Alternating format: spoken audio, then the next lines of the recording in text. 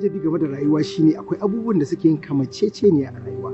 Misali, Najeriya da Nijar duka ɗaya suke. Al'adunmu iri ɗaya ne, harshenmu iri ɗaya, irin abincinmu ɗaya muke ci. Ɗabi'unmu sukan zo ɗaya, sannan kuma uwa uba addininmu ma iri ɗaya ne. Duk da turawan mulkin mallaka sun rarraba kayukanmu, kada mu bari zumuncinmu ya rarraba. Wani shahararren mawaƙi a wannan ƙasa ta mu ta Nijar yana cewa abin da ya taɓa hanci idanu ruwa shi kai. Abin da duk kai wa Husaini ka tabbata sai ka yi wa. A daidai wannan lokaci da Nijar take tunkarar babban zaɓe na ƙasa, muka ga ya dace da mu jawo hankalin 'yan uwanmu al'ummar Nijar.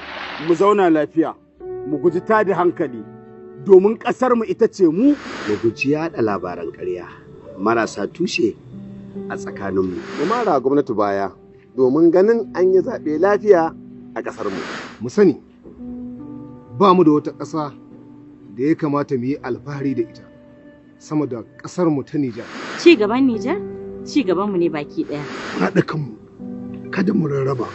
Mu yi aiki tukuru domin ci gaban ƙasarmu Nijar. Allah ka dawo mana da lafiya, da zaman lafiya, da kwanciyar hankali, da arziki.